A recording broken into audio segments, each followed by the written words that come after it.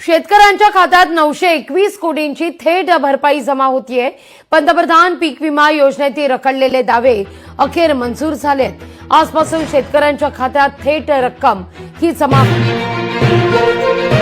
शेतकऱ्यासाठी सगळ्यात मोठी आनंदाची बातमी या ठिकाणी समोर आलेली आहे।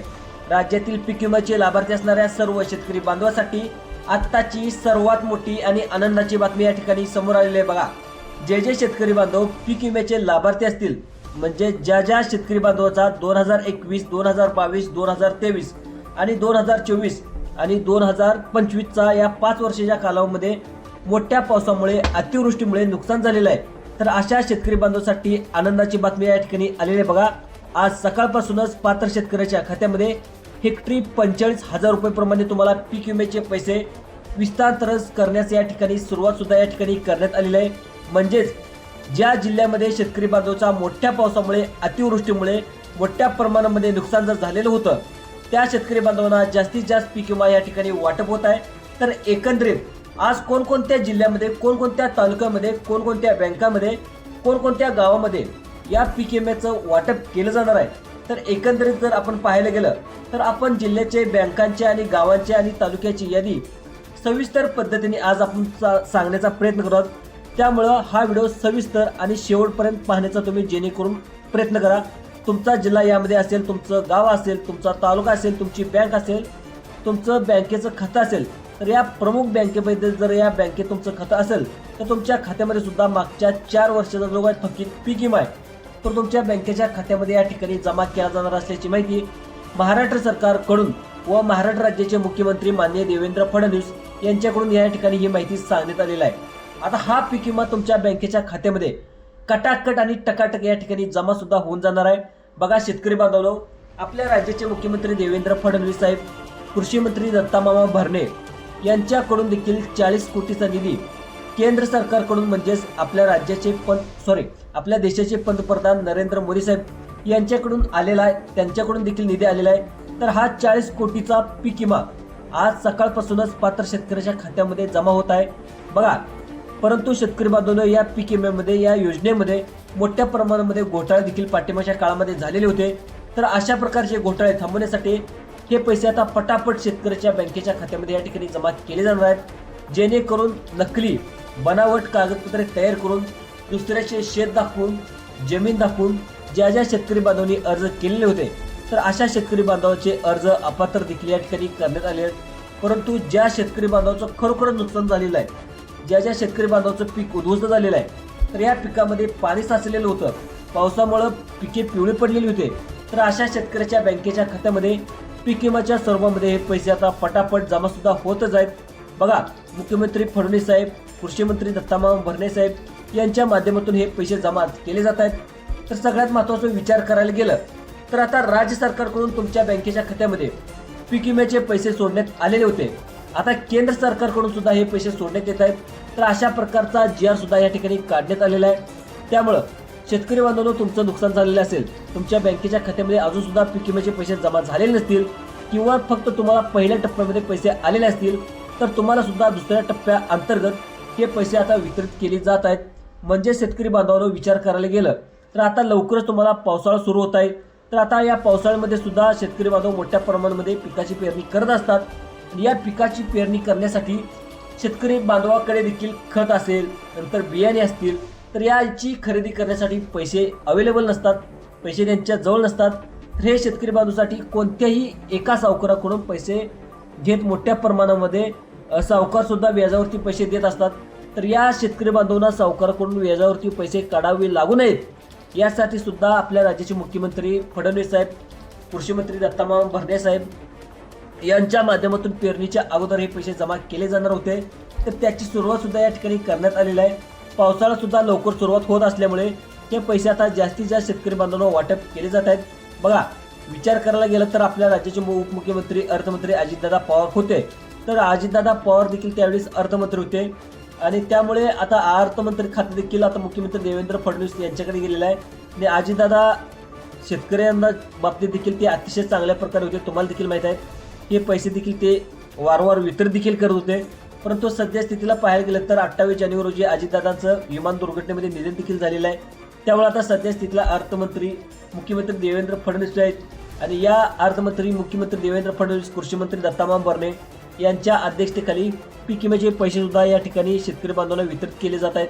तर याच्यामुळे सुद्धा टोटल एकूण तुम्हाला 63 पिकाचा या ठिकाणी समावेश करण्यात आलेला आहे.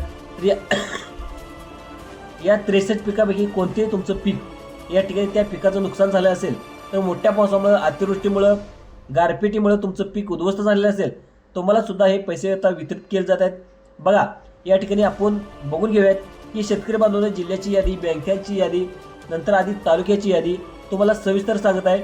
परंतु याच्यामध्ये तुमचं मूग असेल, मटकी असेल, हरभरा असेल, तूर असेल, बाजरी असेल, सोयाबीन असेल, कापूस असेल, तर अशा टोटल तुम्हाला मिळून 63 पिकापैकी कोणतेही तुमचं पिकाचं नुकसान झालं असेल तुम्हाला सुद्धा या पीक विम्याचे पैसे वितरित केले जात आहेत. परंतु कोणत्या पिकासाठी किती पैसे, हेक्टरी तुम्हाला 45,000 रुपये कोणाला मिळत आहेत त्याविषयी सुद्धा सविस्तर माहिती देत आहे. बघा सरकारने दिलेल्या माहितीनुसार तुमचं नुकसान किती झालंय, म्हणजे 20% असेल, 25% असेल, 30% असेल, 40% असेल, 50% असेल, 75% असेल. ज्या शेतकरी बांधवाचं 100% नुकसान झालं असेल, संपूर्ण तुम्हाला पीक विमा उद्ध्वस्त झालेला असेल तर त्या शेतकरी बांधवांना किती पीक विमा सोडण्यात येत आहे त्याविषयी सुद्धा सविस्तर माहिती आपण या ठिकाणी पाहणार आहोत. परंतु जिल्हे, तालुके, गावे आधी पाहिल्याशिवाय तुम्ही व्हिडिओ बंद करू नका. आता बघा बांधवांनी विचार करायला गेलं तर 2024 सालामध्ये 1 रुपयामध्ये सुद्धा पीक विमा योजना सुरू करण्यात आली होती. परंतु या योजनेच्या पीक विमामध्ये देखील मोठ्या प्रमाणामध्ये घोटाळे झाले होते. अशा प्रकारचे घोटाळे झाल्यामुळे 1 रुपयामधील पीक विमा योजना या ठिकाणी बंद करण्यात आली होती. परंतु सरकारच्या माध्यमातून ती योजना बंद केली. परंतु ज्यावेळेस नुकसान झालेलं होतं त्यावेळेस 3 दिवसाच्या अगोदर टोटल मिळून 72 तासाच्या अगोदर तुम्हाला पिकाचे पंचनामे देखील करायचे होते आणि पीक विमा कंपनीच्या माध्यमातून पाहणी देखील करायची होती. ज्या शेतकरी बांधवांनी पीक विमा कंपनीकडून कंपनीच्या माध्यमातून पाहणी केलेली असेल, पिकाचे पंचनामे केले असतील, त्या शेतकरी बांधवांची भरपूर दिवसाची या ठिकाणी प्रतीक्षा संपलेली आहे. त्यांच्याच खात्यामध्ये हे पैसे आता जमा केले जाणार आहेत. परंतु शेतकरी बांधवांनो, राज्यातील ज्या शेतकरी बांधवांनी चुकीच्या पद्धती अर्ज केले होते त्यांना सुद्धा या ठिकाणी पुढून लाभ मिळणार नाही.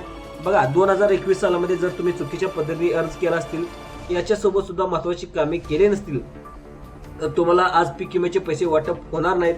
तर बघा म्हणजे शेतकरी बांधवांनो, ज्या शेतकरी बांधवांनी महत्त्वपूर्ण अशी कामे केली असतील त्या शेतकरी बांधवांना केंद्र सरकारकडून हा पीक विमा आता वाटप केला जात आहे. बघा आज विचार करायला गेलं तर सरकारकडून पीक विमा म्हणजे मिळाला, परंतु केंद्र सरकारच्या माध्यमातून अजून देखील पीक विमा थकीत होता. आता सगळ्यात महत्त्वाचं म्हणजे आता केंद्र सरकारकडून थकीत असलेला पीक विमा आता लवकरच सोडला जाणार अशी माहिती आता कृषी मंत्र्याकडून या ठिकाणी सांगण्यात आलेली आहे. आता त्यांनी बँकेचे मेसेज देखील आता कधी येणार आहेत ते देखील सांगणार आहेत. आता कधी जमा होणार आहेत, कोणतं तालुका अगोदर आहेत ते देखील सांगणार आहे, जिल्हा कोणते ते सांगणार आहेत, तालुके कोणते ते सांगणार आहेत, गावे कोणते, याची यादी पाहिल्याशिवाय तुम्ही व्हिडिओ बंद करू नका, अन्यथा सर्व शेतकरी बांधवांना फायदा होईल.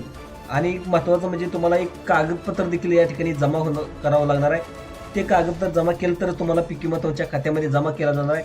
आता कोणते कागदपत्र जमा करावं लागणार ते देखील सांगणार आहे. आणि लगेच तुम्हाला व्हिडिओ तुम्ही बंद करू नका, व्हिडिओ शेवटपर्यंत पाहण्याचा नक्की प्रयत्न करा. हा व्हिडिओ पुढचे 2 मिनिटात सविस्तर पहा, जेणेकरून तुम्हाला जिल्ह्यांची यादी, बँकाची यादी, गावाची यादी, तालुक्याची यादी 2 मिनिटाच्या आत मी तुम्हाला समजावून सांगतो. सर्वांनी शेवटपर्यंत पाहण्याचा नक्की प्रयत्न करा. आता सगळं पाहायला गेलं तर भारताचे पंतप्रधान मोदी साहेब यांच्या माध्यमातून देखील कृषी मंत्री दत्तामा भरणे साहेब यांच्या माध्यमातून मुख्यमंत्री फडणवीस साहेब यांच्या माध्यमातून राज्यातील सुमारे 93 लाख शेतकरी बांधवांनी देखील नमो शेतकरी योजनेचा 8वा हप्ता आता या ठिकाणी वितरित केला जाणार आहे. आता या ठिकाणी 8व्या हप्त्याचे अगोदर पीक विम्याचे पैसे सोडण्यात आलेले आहेत. म्हणजे शेतकरी बांधवांनो, केंद्र सरकारकडून देखील राज्य सरकारकडून देखील तब्बल 90,000 कोटीचा निधी या ठिकाणी आलेला आहे. आणि 90,000 कोटीचा निधी शेतकऱ्याच्या खात्यामध्ये 3 दिवसामध्ये या ठिकाणी वर्ग केला जात आहे. आज 30 कोटी शेतकरी बांधवांना, उद्या 30 कोटी शेतकरी बांधवांना आणि परवा दिवशी 30 कोटी शेतकरी बांधवांना अशा पद्धतीने 3 दिवसामध्ये या ठिकाणी पीक विम्याचे पैसे या ठिकाणी जमा केले जात आहेत. परंतु तुम्हाला सांगितल्याप्रमाणे 5 प्रकारचे शेतकरी बांधवांना या ठिकाणी पीक विम्याचे पैसे लवकर मिळणार नाहीत. त्यांनी बँकेच्या मेसेजची वाट पाहून सुद्धा तुम्हाला उपयोग होणार नाही. तर या ठिकाणी आपण 5 प्रकारचे शेतकरी बांधव कोणकोणते आहेत त्याची माहिती देखील सविस्तर सांगत आहात. पहिला गैरप्रकार म्हणजे चुकीच्या पद्धतीने अर्ज केलेला असेल. ज्या शेतकरी बांधवांनी चुकीच्या पद्धतीने अर्ज केला म्हणजे या ठिकाणी तुम्हाला सांगितल्याप्रमाणे चुकीच्या पद्धतीने कागदपत्र केले असेल, पीक विम्याचा फॉर्म भरला असेल, त्यांना हे पैसे मिळणार नाहीत. यानंतर शेतकरी बांधवांनो, असे पण जे काही शेतकरी बांधव आहेत ज्यांच्या नावाने शेत जमीन आहे परंतु शेतकरी बांधवांनी काय केलेलं आहे की कॅनलच्या साईडची जमीन बघा, गावामध्ये तळा असतो, काहीच्या गावामध्ये नदी असते, तर काहीच्या गावामध्ये कॅनल असतो. तर काय शेतकरी बांधवांनी काय केलं की कॅनलच्या साईडची जमीन दाखवलेली आहे, शेतकरी रस्त्याकडची जमीन दाखवलेली आहे. तर काही शेतकऱ्यांनी, जे काही शेतकरी नाही त्यांच्याकडे जमीन नाही, तर त्यांनी गायरान असतं, त्या गायरांची जमीन देखील या ठिकाणी दाखवलेली आहे.